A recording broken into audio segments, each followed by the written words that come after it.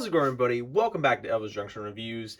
Today we're looking at another product from Athearn's Genesis line. We're looking at an Athearn Genesis 2.0 Kansas City Southern AC4400. And as you see, it has Tsunami 2 LED lighting and it has sound in it. So we're going to be taking a look at it here today. Here it is, and it's a lovely Athearn Genesis box. I haven't been around for about a month, and I'll explain that later in the video. But I hope everybody's having a good day today. I'm having a good day. This just came in the mail. So we have a few things to talk about here. First of all, we have this, what I believe is either water, you put water on it and it can stick, or it's stickers. It says Kansas City Southern handrail stripes. So I guess Kansas City locomotives have these striped decals on their handrails. We have our Horizon Hobbies 1-year limited warranty right here. We have our exploded diagram of the AC44CW. And so it's quite... And this is a Genesis 2.0 locomotive, so it has a lot of different parts and details. So as you can see, like the exploded diagram here, and it's also on the back as well, because no two AC44s are alike. Some have different cabs, others have different little bits and bobs all along their bodies and such. And finally, we have this diesel locomotive operator's manual and sound guide. So we'll be looking at this when it comes to the sounds and different little maintenance things to do with this locomotive if we need to do maintenance on it. All right, so piece of foam above the plastic shell here, and there is our locomotive, and it's a very nice plastic safe. So let's go ahead and open that up. And inside here is a little bag full of roller end caps. That is right, because it's Genesis 2.0, it has rolling end caps on the wheels, which is very cool indeed. So let's go ahead and put this back in the bag there. I'm sorry, in the foam. And let's get our locomotive out. Come on. Come on. There we go. Get that plastic blister off. It's a little hard to get off. 2 pieces of foam. And let's open up the clamshell here. And there it is. There's a lovely locomotive indeed. And as you can see, it's held in by these truck stabilizers. I'm going to go ahead and put that back in. I recommend you hold on to those if you do encounter a locomotive with truck stabilizers, because they really help with keeping the locomotive in place. Now we have quite a lot of foam here, so we're going to take all those out. Oh, that one's going to be a little bit difficult, but I'll take that out off camera.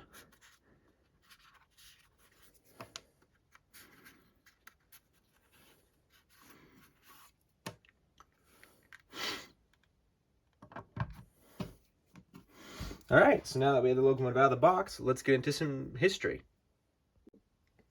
And now, onto some history. The AC4400CW was introduced in 1993 and was built to compete with E&D's ST70 Mac, the AC traction version of the ST70. 2,834 examples were built, and production lasted until 2004, when it was replaced by the ES44 series of locomotives. Now, in terms of KCS's locomotives here, a 58-unit order was delivered before the turn of the century in the KCS gray paint scheme, which is also known as the Gray Ghost. Beginning in 2007, these units were renumbered and repainted into the attractive Southern Belle paint scheme they wear today. No doubt that they will eventually be repainted into the CPKC paint scheme as the years go along. Now, our locomotive here, KCS 4601, was built in November of 1999 as KCS 2026. In 2006, it was renumbered, and in 2017, she was repainted into her current scheme we see today. Now, I have actually not seen a Southern Belle painted AC44. I've seen plenty of Gray Ghosts in the past, but never one in the Southern Belle paint scheme.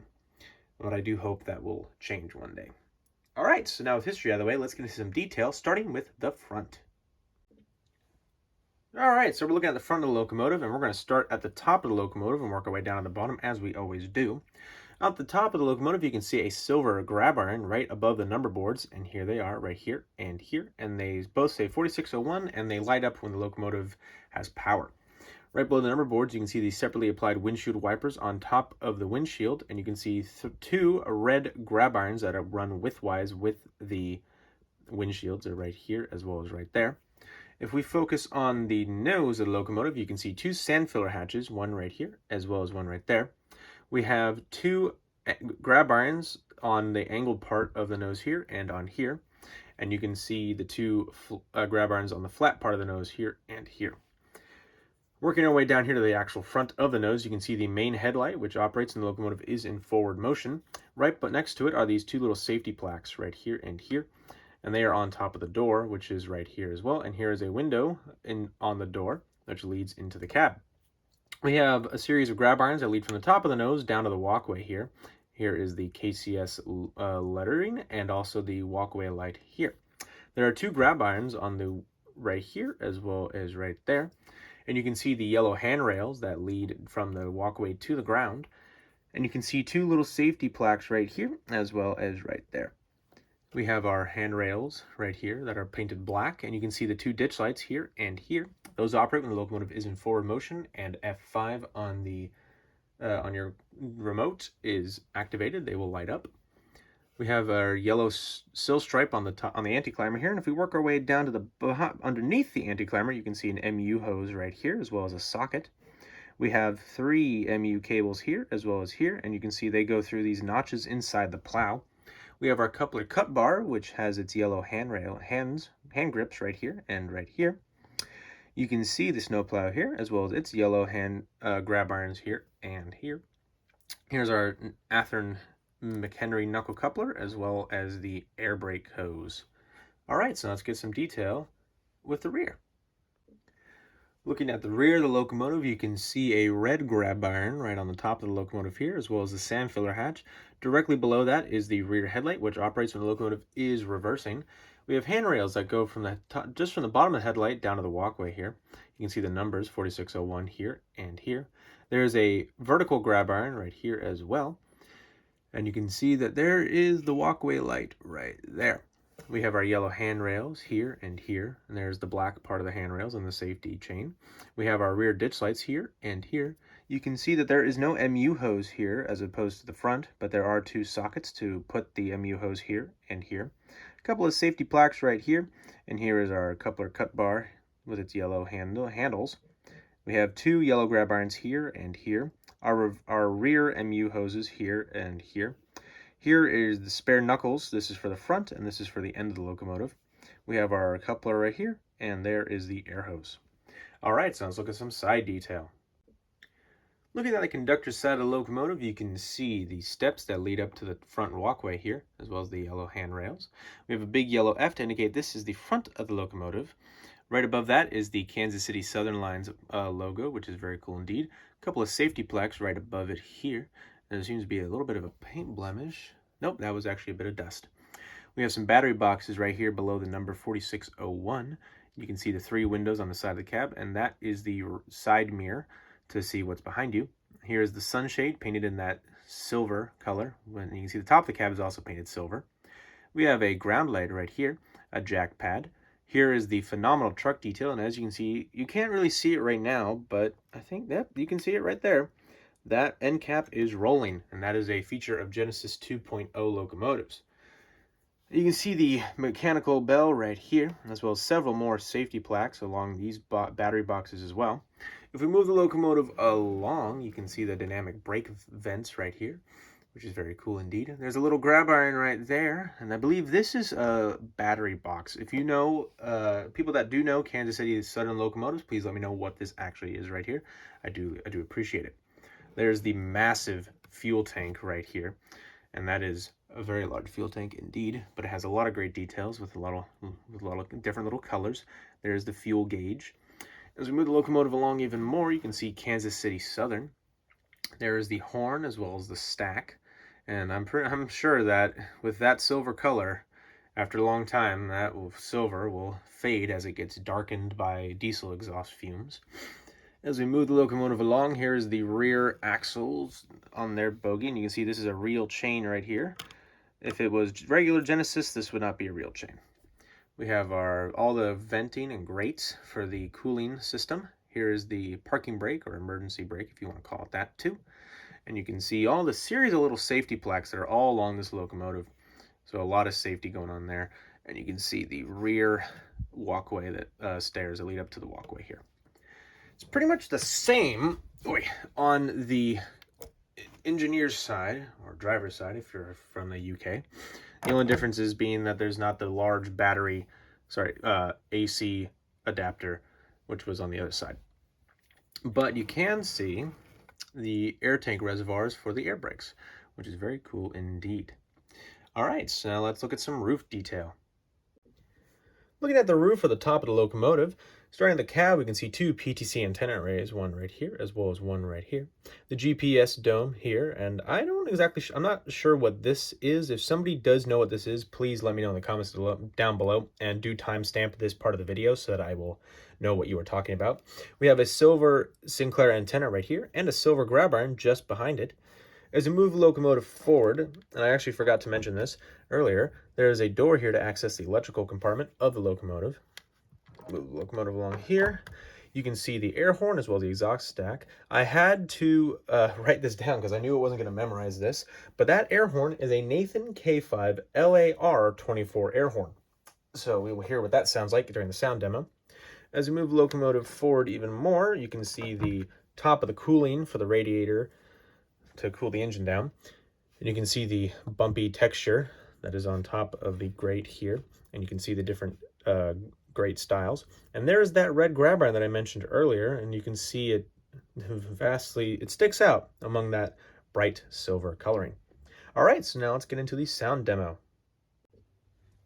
Alrighty, so we have the locomotive here up on the test track. So let's go ahead and put some power to the track here. There we go.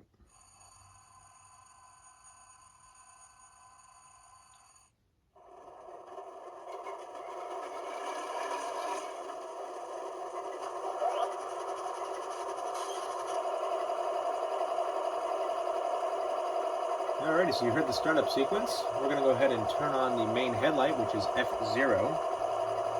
There it is. On a Tsunami 2 decoder, F5 is the ditch lights. And there they are, nice and bright. F1 is the bell.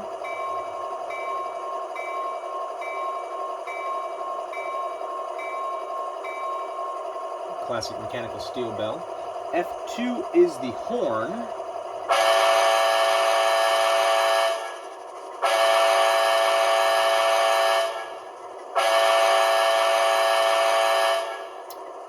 It's very interesting sounding. I've never heard a horn like that in a model before, so I'm very, very surprised about that. F3 is a short horn.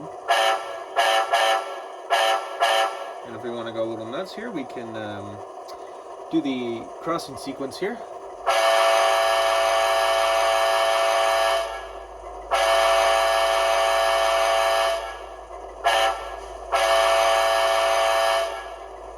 Okay, that last one was a little short, but it's okay. So, when the locomotive is moving, F4 is the dynamic brake sound effect. So, I can only do that when it's moving. Unfortunately, I don't have a lot of test track to do that with, so we're not going to be able to hear that. F7 is a dimmer and also cab chatter, so we're actually going to listen to that now here.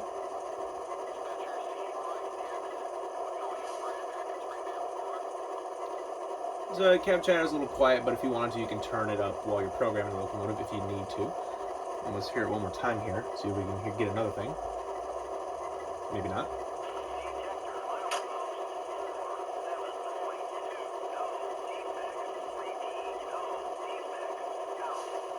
Alright, so there was a hotbox detector, which is very cool indeed. Let's see if we can get one more.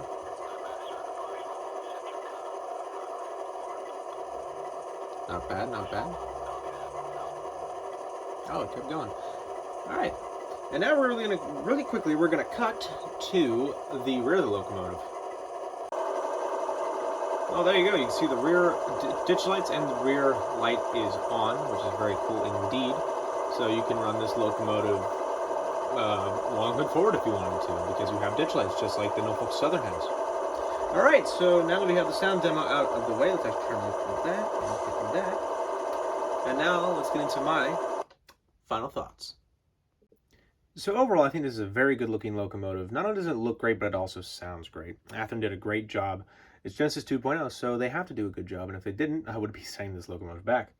Now, I got this locomotive off of Train World on sale, and I mean really good on sale. I think it was 38% off. and that's a really good deal. And there are still several locomotives that are currently on sale on Train World. I'll put a link to their website in the description down below, so if you want to check them out, I recommend you highly do that. Now, time to explain where I've been. It's the new year. Things have been, it's been off to a rocky start for me. Things are just not going well, and so I've just kind of decided I needed the month of January off, and so I did, and I'm back. Obviously, it's February now. I do apologize for such a long wait, but I just needed that 1 month for myself just to figure out where my life is going right now. And to say it's been easy is an understatement. It's not been easy, so do expect less reviews from now on, or at least they will not be either weekly or bi-weekly. They might be once a month, just because of how things are going. But I really hope you guys can understand. But anyway, thank you very much for watching, and if you enjoyed this video, please hit that like button and also subscribe if you have not, and hit the notification bell to see what I have to upload next in the future. But anyway, thank you very much for watching, and I'll see you guys in the next video. Bye for now.